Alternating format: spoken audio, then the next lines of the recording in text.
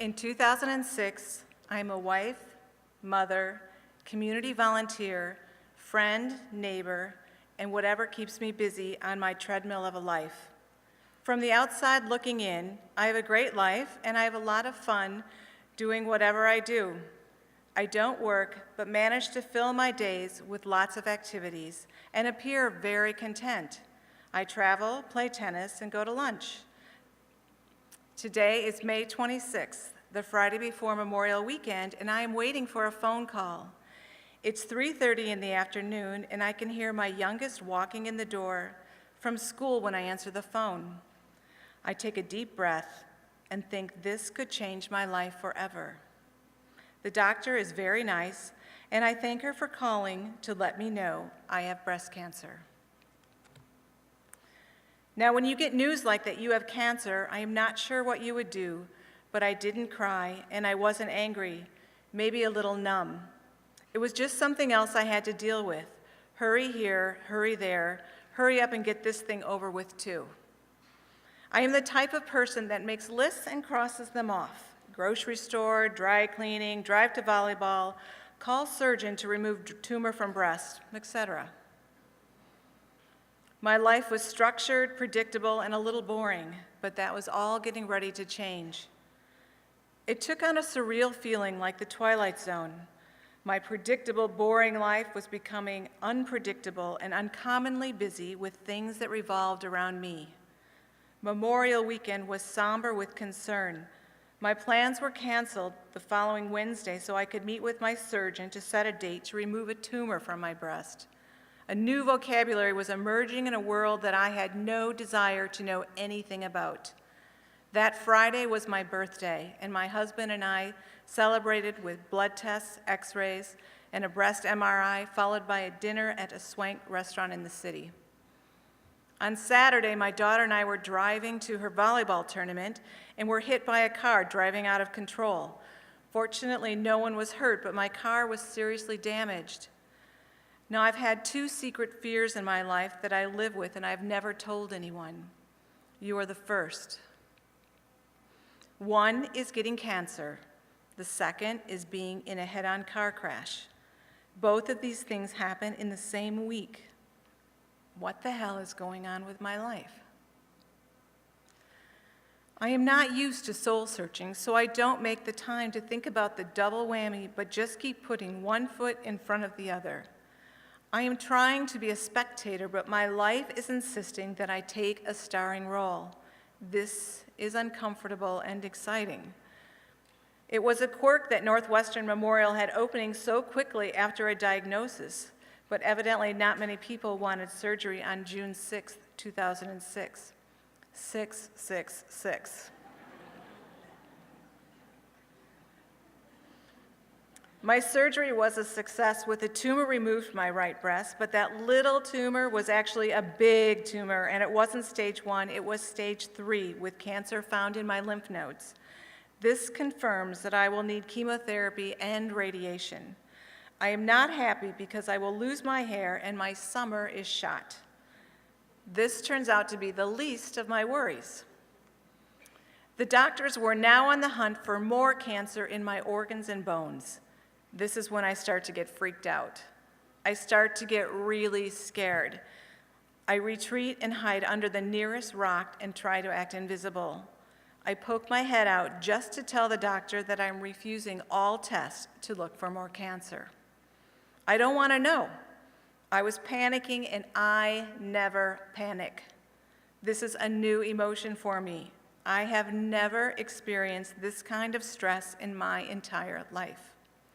It is mind-consuming, scary, skin-tingling fear that grips you and locks you in a prison of worry.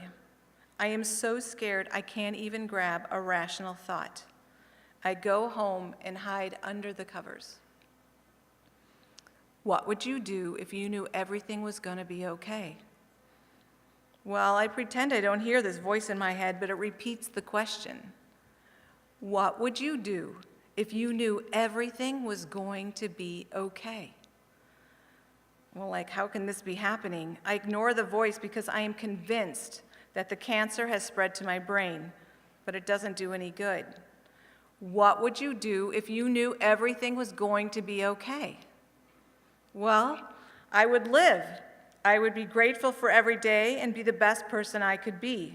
Did I just say that out loud? Yes.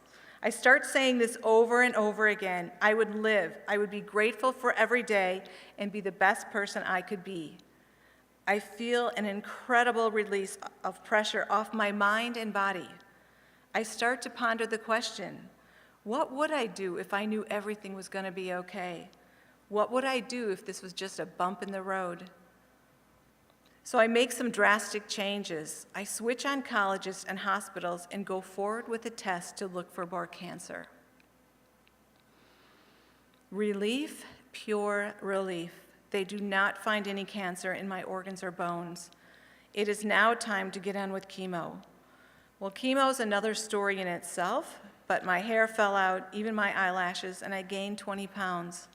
I thought I was handling this pretty well until my feet were so swollen from the steroids, I couldn't wear any of my favorite shoes. I was feeling angry about all the changes that were going on in my body. And I'd hear, what would you do if you knew everything was going to be okay? And I felt better. I will live. I will be grateful for every day and be the best person I can be. The next step on cancer journey was 6 weeks of daily radiation. You know, it takes longer to undress than it does to get zapped. You get super tired with radiation. I remember laying down my bald, plump, steroid body for a nap. I felt so different from the woman that had been before cancer. And for the first time, I cried. And I heard, what would you do if you knew everything was going to be okay? And I felt better. I will live, I will be grateful for every day and be the best person I can be. Well, that day finally came when all visits to the hospital were finished. My family and friends are celebrating that I'm finally back to my life. But what was my life like again? I'm overwhelmed, stressed out, frumpy, and tired. I have no idea how to resurrect the old me, and I'm not even sure I want to. I realize I'm a fake, just going through the motions, because I'm pretending to be happy so my family and friends feel better. I'm coping with the pressures of re-entry, like living in limbo, like I'm wearing cement shoes.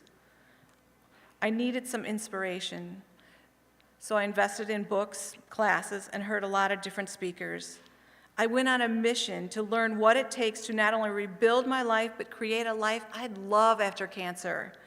And what I learned in my second act has made all the difference. It's given me my life back. Little by little, I started to reconnect and redefine who I am. I started living like I was a new person, going far beyond my old comfort zone and getting fired up about my life again. And I knew I had to share what I'd learned with others. So for my second act, I went back to school and became a certified professional life coach. I knew as a coach I could specialize in helping women, cancer survivors, get what I'd so sorely needed and had to find on my own. And since then, I've coached women survivors all over the country, either individually or through workshops and speaking engagements, to rebuild their lives so they're passionate about their life again.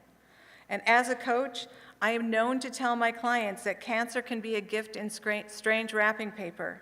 And one of the first things we work on is changing our thought patterns from fear to fearless by asking one question: what would you do if you knew everything was going to be okay?